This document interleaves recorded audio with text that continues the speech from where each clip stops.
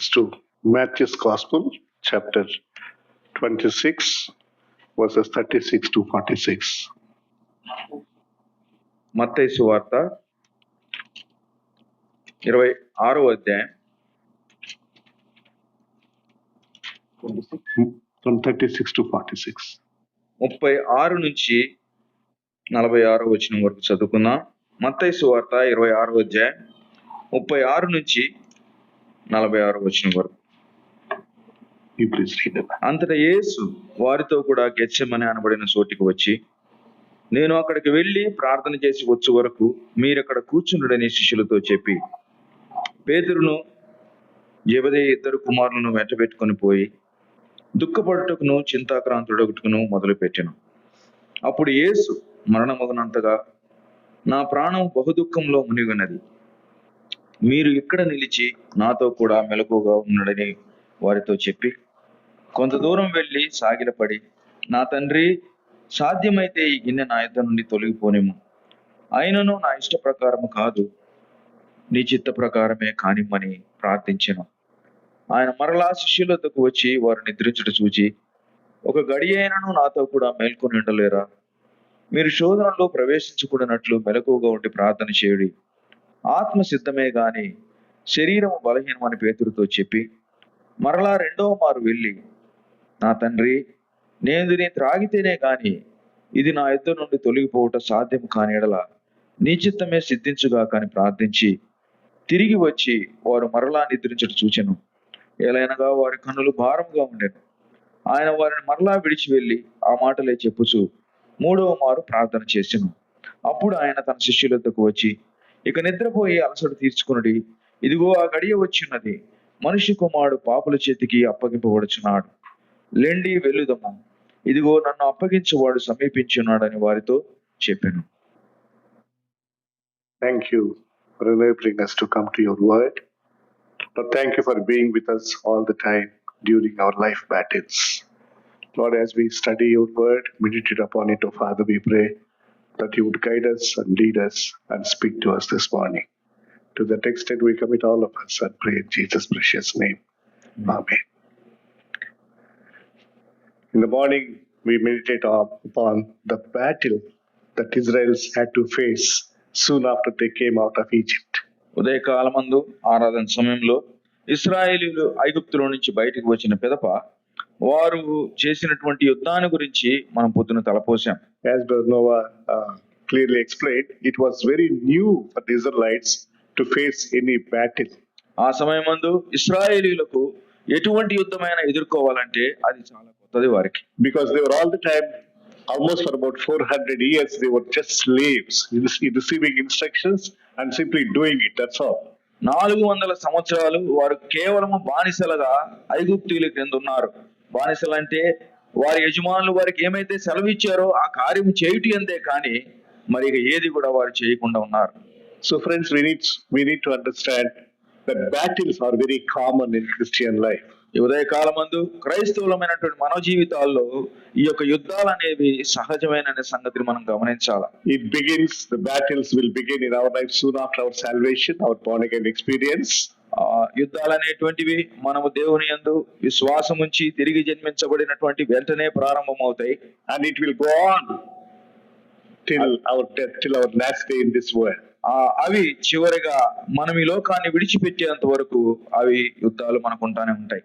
There will not be any retirement for this battle life. ఆ యుద్ధాలకు పదవి విరమణ లాంటివి ఏమీ ఉండవు.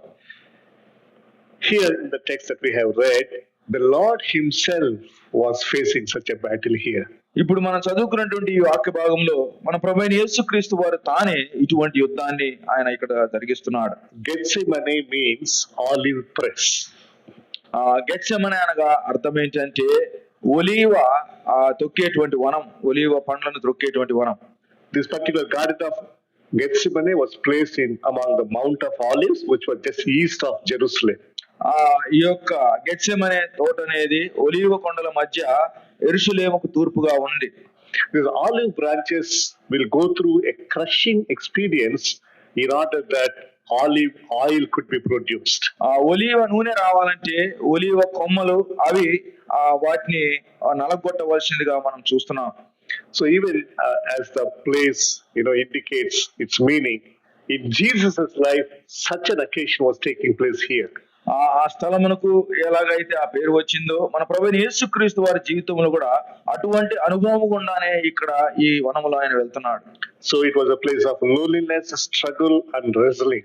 ఇక్కడ చూసినట్లయితే అది ఒంటరితనము, దుఃఖాక్రాంతుడుగా ఉన్నటువంటి, చింతాక్రాంతుడుగా ఉన్నటువంటి ఉన్న సమయముగా దాన్ని గుర్తిస్తున్నాం. And Jesus had taken 3 of his disciples as he was going into this garden. ఈ యొక్క వనంలోనికి ఆయన వెళ్తున్నప్పుడు ఆయనతో పాటు 3 శిష్యులను ఆయన తీసుకుని వెళ్ళాడు. In his earthly ministry, Jesus did this, taking the 3 disciples in 3 occasions. యేసుక్రీస్తు వారు ఈ లోక పరిచర్యలో ఉంటున్నప్పుడు 3 శిష్యులను పెట్టుకొని ఆయన ముమ్మారు అంటే 3 సార్లుగా ఈ 3తో పాటు వెళ్ళిన సన్నివేశాలు ఉన్నాయి. First at raising of Jairus' daughter, మొట్టమొదటిగా యాయిరు కుమార్తెను లేపినప్పుడు, second at the Mount of Transfiguration, రెండవదిగా రూపాంతరపు కొండ మీద, and third here in Garden of Gethsemane. మూడవదిగా ఇక్కడ గెత్సెమనే వనంలో. And at all these 3 occasions, death was in view. ఈ 3 పరిస్థితుల్లో కూడా మనం చూసినట్లయితే మరణం అనేది వాళ్ళ కళ్ళ ముందు ఉన్నది.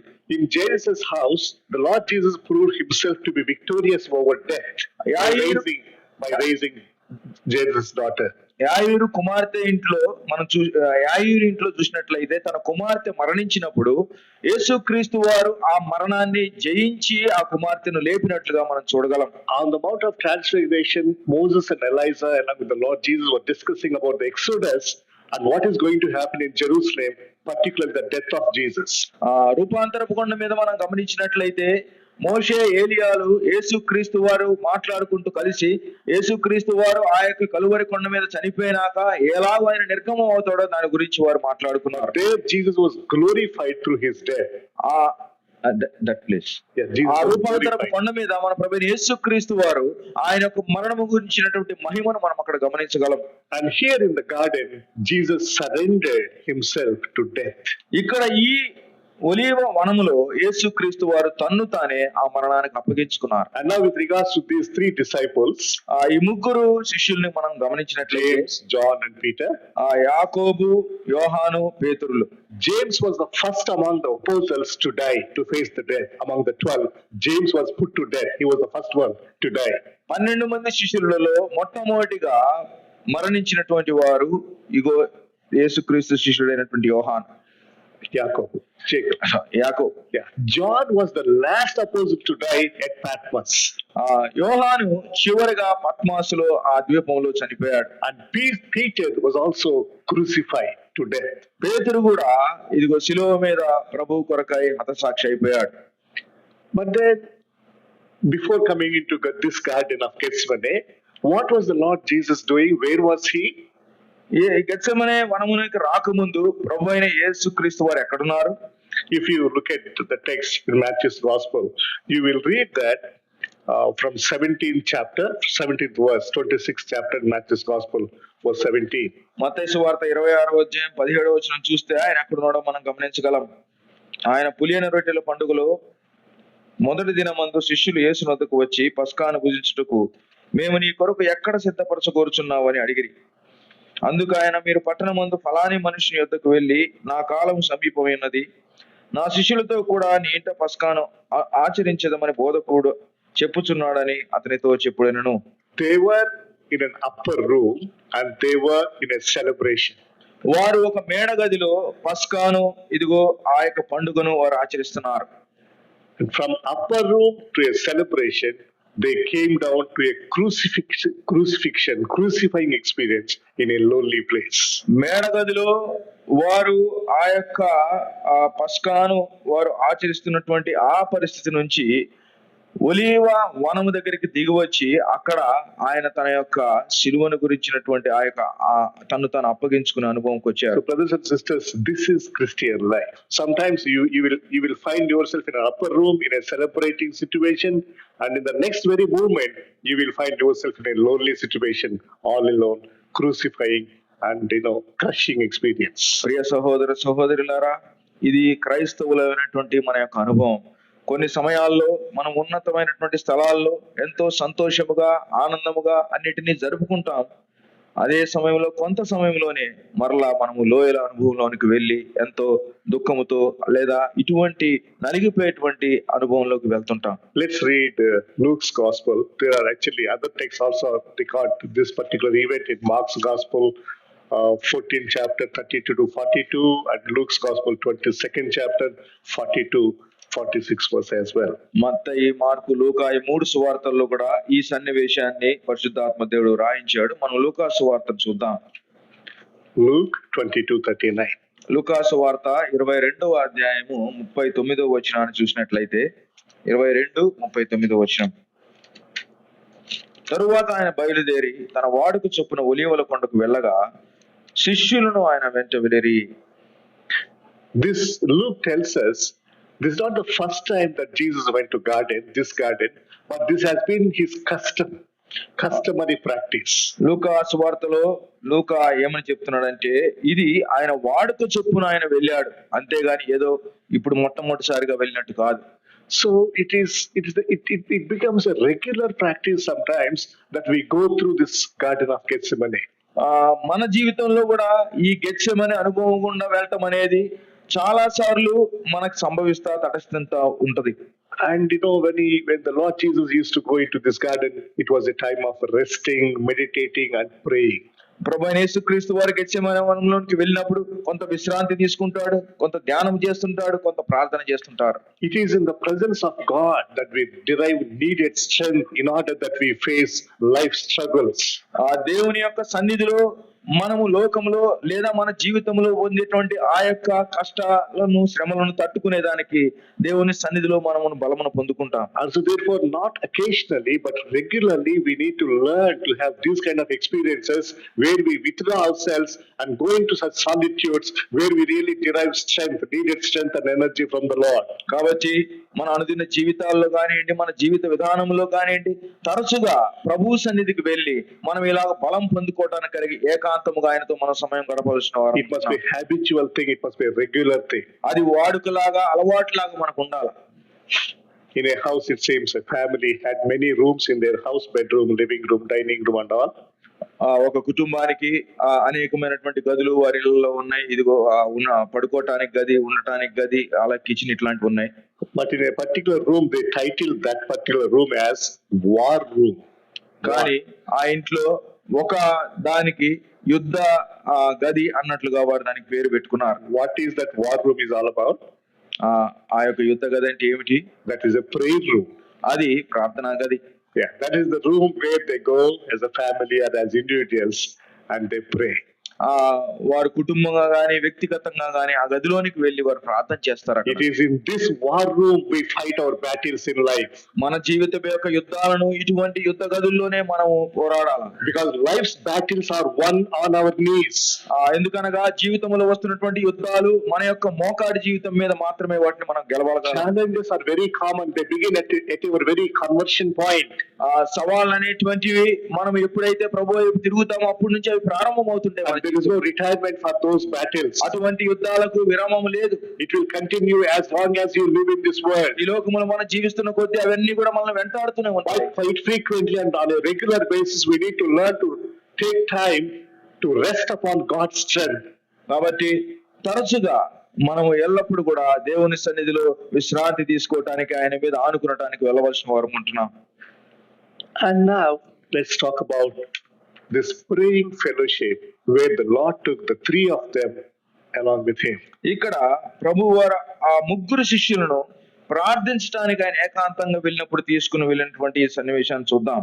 So Jesus told them very clearly, you stay here and you pray.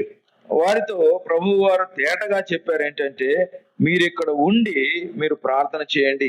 And Jesus went a little further and then he prayed all alone. ఆయన ఒక రాతి వేత దూరం ముందుకు వెళ్ళి ఏకాంతముగా ఆయన ప్రార్థన ప్రారంభించారు. So the lesson that we learned here in this practice, ఈ యొక్క అలవాట్లో మనం నేర్చుకునేటువంటి పాఠం ఏమిటంటే there is room for community prayer, collective prayer, corporate prayer, praying together as God's people. సమాజముగా కూడి దేవుని బిడ్డలముగా ప్రార్థించేటువంటి ఒక అనుభవం ఉన్నది. And there is also room for individual prayer. అదే Personal సమయంలో prayer. ఏకాంతముగా దేవునితో గడిపేటువంటి ఆ ఏకాంత ప్రార్థన కూడా అనుభవం ఉన్నది. Both are necessary. రెండు కూడా అవసరం. We need to pray as a family, as a church, as corporate body, Cornerstone Community Church. మనము సంఘముగా, సమాజముగా, కార్నర్ స్టోన్ మందిరముగా మనం అందరము కలిసి ప్రార్థించవలసిన వారమే. And that's not just enough. అది ఒక్కటే సరిపోదు. There must be a time and experience where I alone sit alone with the Lord and pray. నా అంతట నేనే నా ప్రభు వారితో ఏకాంతముగా కూర్చొని నేను గడపవలసినటువంటి సమయం కూడా ఎంతో నాకు అవసరం. But here in this text we see that the disciples were very comfortable sleeping. కానీ ఇక్కడ చూసినట్టు most of us do. ఇక్కడ చూసినట్లయితే ఈ శిష్యులు ఎంతో చక్కగా అంటే అలసట తీర్చుకుని వారు నిద్రపోతున్నట్టుగా చూడగలం. మనం కూడా చాలా సార్లు అనుభవం ఉంటాం. Why was that the disciples were not able to pray and Jesus was able to pray? ఎందుకు ఆ సమయంలో శిష్యులు ప్రార్థన చేయలేకపోతున్నారు, యేసు ప్రభు వారు ప్రార్థనలో ఉన్నారు? Probably the most acceptable answer could be maybe they were tired. The whole day they were working. సహజంగా మనం అనుకునేటువంటి జవాబు ఏంటంటే వారు రోజంతా శ్రమ పడ్డారేమో, అందుకనే అలసిన దాన్ని బట్టి వారు నిద్రిస్తున్నారు. But was not Jesus tired? కానీ యేసు ప్రభు వారు అలసిపోలేదా? In fact, Jesus would be the one who would work more than the disciples because he will be preaching and healing and doing all kinds of things. వాస్తవానికి మనకు తెలిసినట్లయితే యేసు ప్రభు వారు ఇంకా వారి కంటే ఎక్కువ అలసట పొంది ఉంటారు. ఎందుకంటే ఆయన ప్రసంగాలు చేస్తారు, బోధిస్తారు, సూచక్రియలు చేస్తారు, అవన్నీ చేస్తాడు కాబట్టి ఆయన ఇంకా ఎక్కువ అలసట పడి ఉండవచ్చు. Jesus, though he was tired, he could be awake and pray because he was the one who was undergoing pain. యేసుక్రీస్తు వారు ఎంత అలసట పొందినప్పటికీ కూడా ఆయన మెలకువగా ఉండి ప్రార్థన చేస్తున్నాడు. ఎందుకంటే ఆ యొక్క భారమును లేదా ఆ యొక్క బాధను, ఆ నొప్పిని ఆయన అనుభవిస్తున్నాడు కాబట్టి. Unless you feel the pain of others, you will never be able to pray for others. ఇదిగో మనము ఇతరుల గురించినటువంటి ఆ భారాన్ని, ఆ యొక్క వేదనను మనం కలిగి ఉండకపోతే మనము కూడా మెలకువగా ఉండి ఇతరుల కొరకు ప్రార్థన చేయలేం. Somebody defined as fellowship. Fellowship is something where someone will be awake somewhere on their knees so that you will have a comfortable sleep. ఒకళ్ళు ఏమని సహవాసాన్ని ఏమని చెప్పారంటే, ఎవరో నీ కొరకు ఎక్కడో మోకరించి మెలకువగా ఉండి ప్రార్థన చేస్తున్నారు కాబట్టి నీవు ఇక్కడ సుఖంగా నిద్రపోగలుగుతున్నావు. కాబట్టి ఇదే సహవాసం. That's what true fellowship is all about, brothers and sisters. ప్రియ సహోదర సహోదరులారా, అదే నిజమైనటువంటి దైవిక సహవాసం. When one of our brothers and sisters are having pain in their lives, we need to empathize, we need to feel that, and we need to be awake so that they will be able to comfortably sleep. They will be relieved of their pain. మన సహోదరులు గాని సహోదరులు గాని ఎవరన్నా వారు ఒకవేళ శ్రమలలో గాని ఇబ్బందుల్లో గాని ఉన్నట్లయితే దాన్ని మనము కూడా భరిస్తూ వారి కొరకై మనం వేదనతో ప్రార్థన చేస్తే ఆ ప్రార్థన ద్వారా వారు నెమ్మదిగా సుఖముగా వారు విశ్రాంతి తీసుకోవాలి. So the fellowship that was supposed and meant to be supporting became deserting here. ఇక్కడ ఈ వాక్య భాగంలో ప్రభువు వారు వారిని ప్రార్థన చేయమని చెప్పి వెళ్తే వారు ప్రభువుకు సహాయపడవలసింది బదులుగా ప్రభువుకు నిరాశను కలిగించారు. But then the Lord has his own ways of support, comforting, rescuing his people. కానీ ప్రభువు వారు వీరిని ఆ యొక్క పరిస్థితి నుంచి బయటికి తీసుకురావడానికి ప్రభువు వారు కూడా వేరే మార్గం కలిగి ఉన్నారు. Luke's Gospel 22nd chapter verse 43. లూకా సువార్త 22వ అధ్యాయం 43వ వచనాన్ని మనం గమనించినట్లయితే, అప్పుడు పరలోకము నుండి ఒక దూత ఆయనకు కనబడి ఆయనను బలపరిచెను. And we also see this in another verse in Mark's Gospel 4:11. Mark సువార్త 4వ అధ్యాయం 11వ వచనంలో కూడా మనం ఇంకొక మాటను చూడగలం. This was at the time of his temptation during that wilderness 40 days of Jesus. 40 రోజులు ప్రభువారు అరణ్యంలో అపవాది చేత శోధింపబడుతున్నటువంటి సమయంలో అక్కడ మనం దీన్ని గమనించగలం. మార్క్ 4:11. 4వ అధ్యాయం 11వ వచనం మార్కు సువార్త. అందుకు ఆయన, దేవుని రాజ్య మర్మము తెలుసుకొనుట మీకు అనుగ్రహింపబడినది గాని Then the devil left him, and behold, angels came and were ministering to him. 4th chapter, 11th verse. Matthew's Gospel. Matthew మత్తయి సువార్త 4:11. అంతటా అపవాది ఆయనను విడిచిపోగా ఇదిగో దేవదూతలు వచ్చి ఆయనకు పరిచర్య చేసిరి. So there is some angelic ministry here taking place.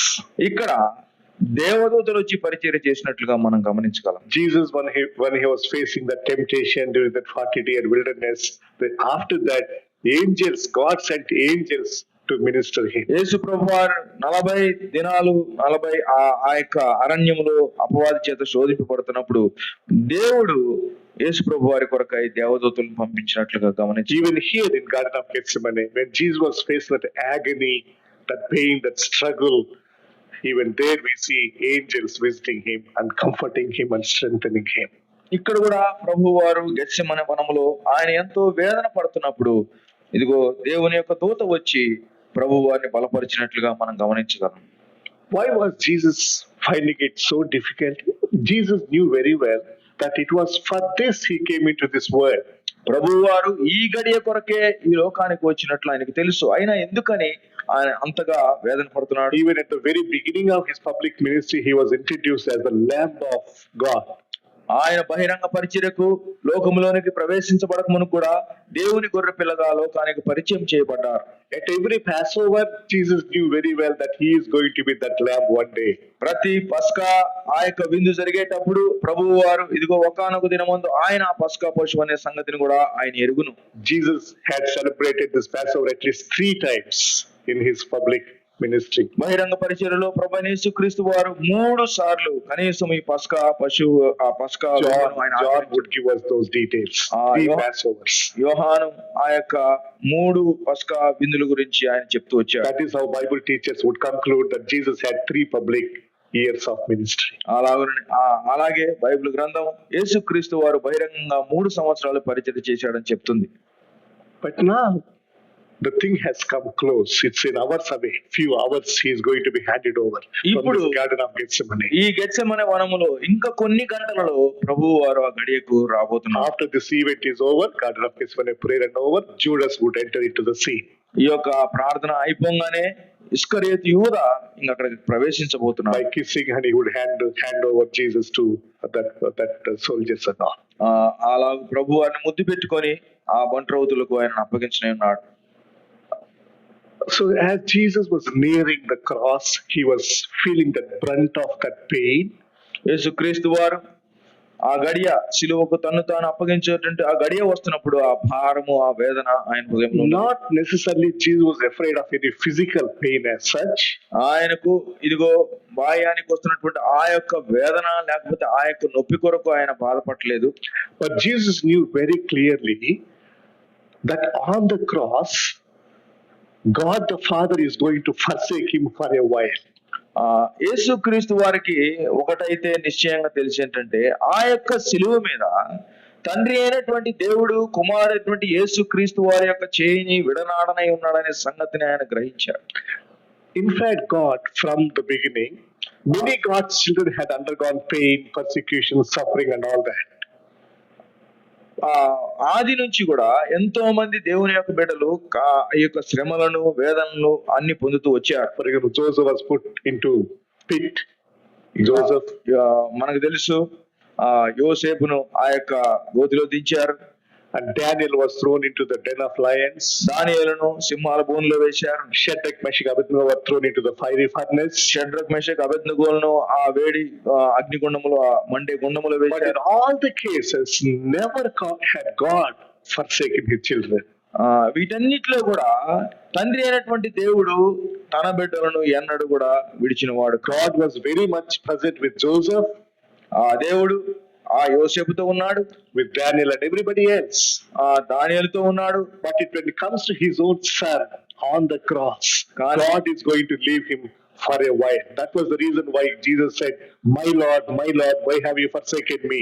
కానీ తన సొంత కుమారుడు ఆ సిలువలో వేలాడుతున్నప్పుడు తండ్రి కుమారుని ఎడబాస్తాడని తెలిసే నా దేవా నన్నెందుకు చేయి విడిచితు అని ప్రభు వారు కేక Disciples వేశారు. visiting him in that Garden of Eden in prayer did not bother much the Lord Jesus.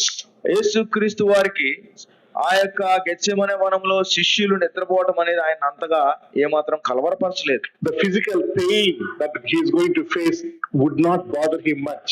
ఆ బాహ్యముగా ఆయన యొక్క శరీరానికి వచ్చేటువంటి ఆ యొక్క నొప్పి, ఆ యొక్క వేదనను గురించి ఆ మాత్రం కూడా ఆయన But the ఆలోచించలేదు. Father forsaking him, even though for a fraction of second, even that fraction of second he cannot bear.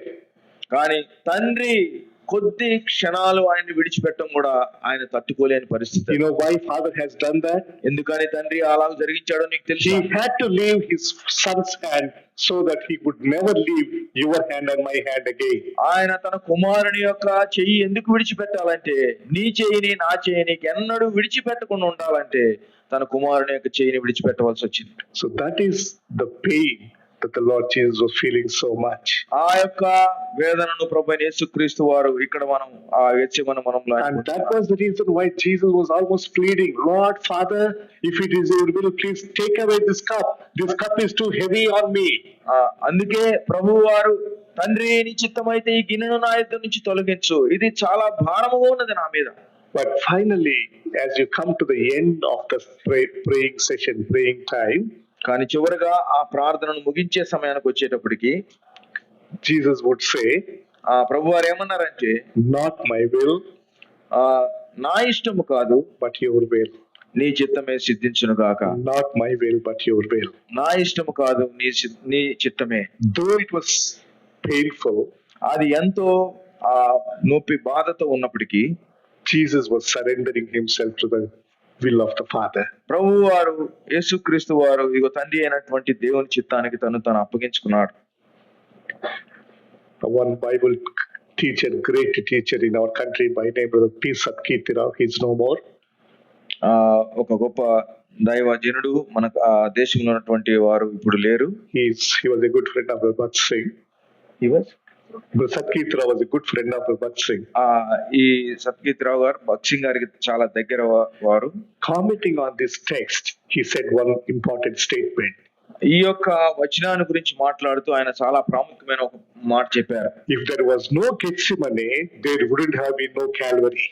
ఒకవేళ గెత్సెమనే అనుభవమే లేకపోతే కల్వరి అనుభవం లేదు. Because it was here the Lord Jesus had surrendered his will to the will of the Father. ఇదిగో ఈ గెత్సెమనే వనములో ప్రభు అయినటువంటి యేసుక్రీస్తు వారు తన చిత్తాన్ని తండ్రి యొక్క చిత్తానికి అప్పగించారు. If Jesus would not obey or surrender to the will of the Father, there wouldn't be no cross and no Calvary. యేసుక్రీస్తు వారు తన్ను తాను దేవుని చిత్తానికి అప్పగించుకోకుండా ఉన్నట్లయితే కల్వరి ఆ యొక్క శిలువ అనేది ఉండదు. The battle was already won here in Gethsemane. Gethsemane వనములోనే ఆ యొక్క యుద్ధం ఆయన గెలిచాడు. Because already surrender had taken place in Gethsemane, Calvary became easy. ఆయన గెత్సెమనే వనములో తన్ను తాను అప్పగించుకున్నాడు కాబట్టి కల్వరిలో యేసు ప్రభు వారు సునాయాసంగా ఆ కార్యాన్ని జరిగించారు. The first Adam, because of his disobedience, brought curse into the world. మొదటి ఆదాము ఆయన యొక్క అవిధేయతను బట్టి ఈ లోకములోనికి శాపాన్ని తీసుకుని వచ్చాడు. The second Adam, who is the Lord Jesus Christ, through his obedience brought salvation into the world. ఇదిగో కడపటి ఆదాము, రెండవ ఆదామైనటువంటి మన ప్రభువైన యేసుక్రీస్తు వారు తన విధేయత ద్వారా లోకానికి రక్షణ తీసుకుని వచ్చాడు. Not my will, but your will. ఇదిగో ప్రభువా, నా చిత్తము కాదు నీ చిత్తమే సిద్ధించునుగా. This is Christian life, my dear brothers and sisters. ప్రియ సహోదర సహోదరులారా, ఇది క్రైస్తవ జీవితం. You and I need to learn to submit and surrender our wills to God's will. నీవు నేను మన యొక్క ఇష్టాలను దేవుని చిత్తానికి అప్పగించుకోవటం అనేది మనం నేర్చుకోవాలి. As long as we disobey, we bring shame and curse to ourselves, our families, our societies, our church and our nation. మనము దేవుని యొక్క ఆ యొక్క విధులకు అవిధేయతగా మనం ఉన్నట్లయితే, ఏమాత్రం లోబడకుండా ఉన్నట్లయితే మనకు, మన సమాజానికి, మన కుటుంబాలకు, మన యొక్క మందిరాలకు సిగ్గుచేటుగా మనం జీవిస్తుంటాం. The moment we learn to say, humble ourselves and say, Lord, not my will, but your will, blessings would usher flow into the world through you. ఎప్పుడైతే మనం ప్రభువా నా ఇష్టము కాదు నీ చిత్తమే సిద్ధించును గాక, నా జీవితంలో నీ చిత్తం జరుగును గాక అని మనం అప్పచెప్పుకుంటాము, దేవుని యొక్క ఆశీర్వాదాలు మన మీద ఆయన కుమ్మరించనే ఉన్నాడు. There was a missionary in India by name John Hyde. John Hyde అనేటువంటి మిషనరీ మన భారతదేశంలో ఉన్నారు. He was born in America in 1865. 1865 సంవత్సరంలో అమెరికాలో జన్మించారు. He came to India in 1892. 1892 సంవత్సరంలో భారతదేశానికి వచ్చారు. And he served here in our country for about 20 years till 1912. 20 సంవత్సరాలు 1912 వరకు ఆయన మన యొక్క దేశంలో దేవుని పరిచర్య జరిగించారు. During his initial days of ministry, ఆయన తన పరిచర్యను భారతదేశంలో సాగిస్తున్న మొట్టమొదటి తొలి దినాల్లో it was almost a failure. He didn't bring many people to the saving knowledge of Jesus Christ. ప్రభువైన యేసుక్రీస్తు వారి యొక్క రక్షణ జ్ఞానమునకు అనేకులను ఆయన తీసుకురాలేకపోయారు. అది తన విఫలమను అనుకుంటున్నట్లుగా జరిగింది. అది The sending agency in America was little upset with John Hyde because he was not very successful in his ministry. ఎవరైతే జాన్ హైడ్ గారిని ఈ యొక్క భారతదేశానికి మిషనరీగా పంపించారో ఆ సంస్థ వారు ఈలాగు దేవుని పరిచర్య ఈయన ద్వారా అంతగా జరగట్లేదని చాలా నిరుత్సాహపడ్డారు. So this man was also little upset, discouraged. వారిని బట్టి ఈయన కూడా ఇక్కడ పరిచర్య చేస్తున్నటువంటి ఈ దైవజనుడు కూడా చాలా నిరుత్సాహపడ్డాడు. So somebody counseled him and encouraged him to spend time in prayer. ఒకరు వచ్చి ఇదిగో ఆయనతో మాట్లాడుతూ ఎక్కువ సమయం ప్రార్థనలో గడుపుదాం రండి అన్నారు. So he received that power. He spent 30 days and nights in prayer all alone. ఆయన ఒంటరిగా 30 దినాలు దేవుని యొక్క సన్నిధిలో ఏకాంతంగా ప్రార్థన చేశాడు. He served in our nation in a state called Punjab. Punjab రాష్ట్రంలో ఆయన దేవునికి పరిచర్య చేశాడు. And he began some conventions, some meetings in that particular place. ఆయన ఉన్నటువంటి స్థలంలో సభలు ఎన్నో నిర్వహించాడు ఆయన. In 1908, 1908 సంవత్సరంలో he used to make a prayer, Lord, one soul each day.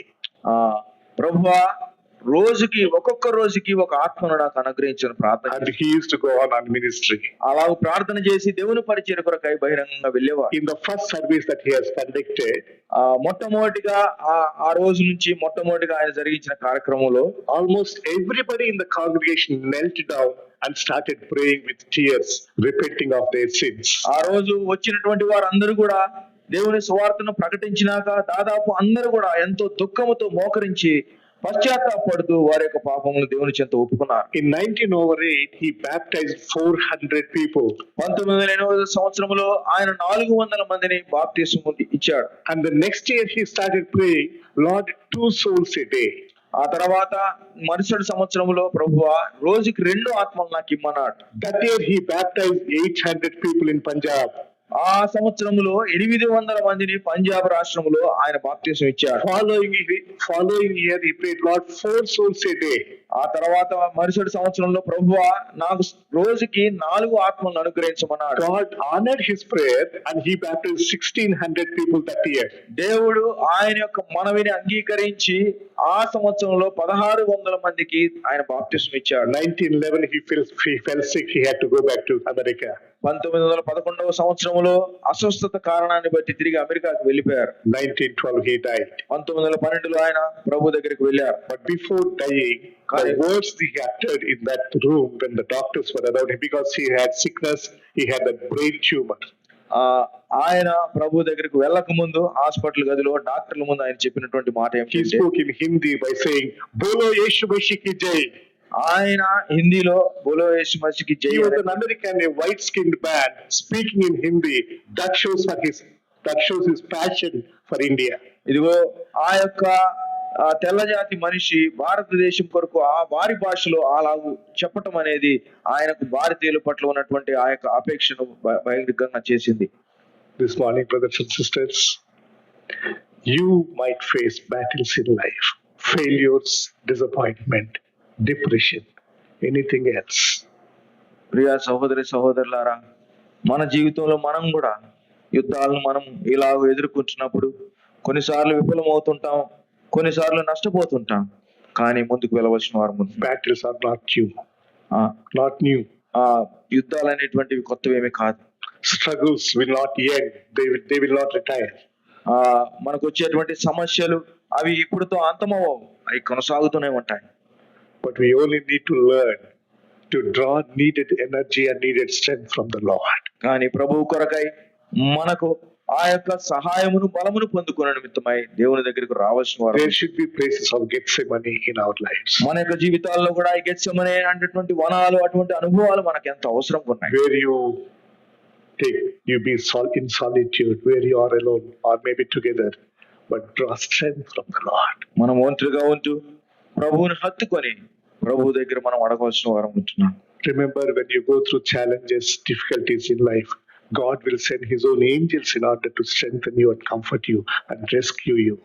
మనం ఎప్పుడన్నా ఒంటరిగా సమస్యలు గుండా, సవాలు గుండా వెళ్తున్నప్పుడు మన ప్రభువు వారు దేవదూతలను ద్వారా అయినా కానీ సహాయం చేయడానికి ఆయన సమర్థుడుగా ఉంటున్నాడు. Finally, the battle is all about surrendering our will to God's will.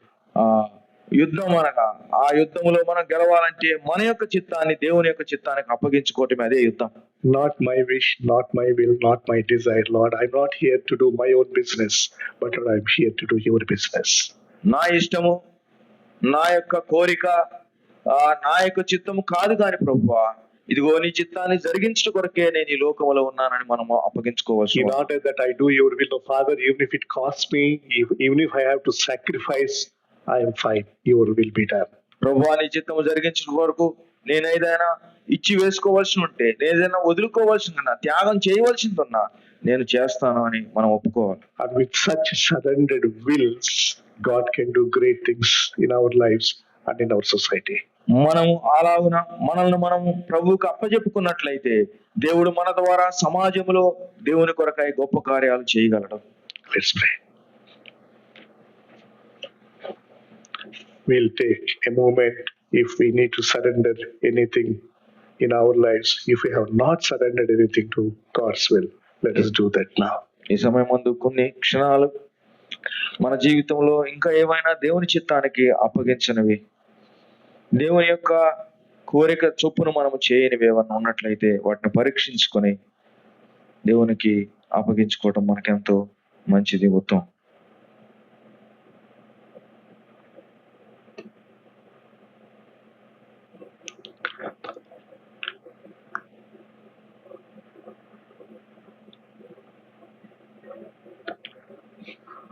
Loving Heavenly Father, we thank you. We bow down in your presence this morning. What a great joy to know that you're always there, encouraging us, supporting us, strengthening us. And Lord, you would always come to our rescue, and you would always there to comfort us, oh Father. Lord, this morning we just surrender ourselves. Sometimes we go through personal challenges, maybe sometimes sickness. But Lord, we do not know what kind of challenges we go through. But Father, we know one thing, that you will never forsake us. You will never leave us, Lord. You're always there with us. Thank you, Lord, for the strengthening words. Thank you, Lord, for the comfort that we receive.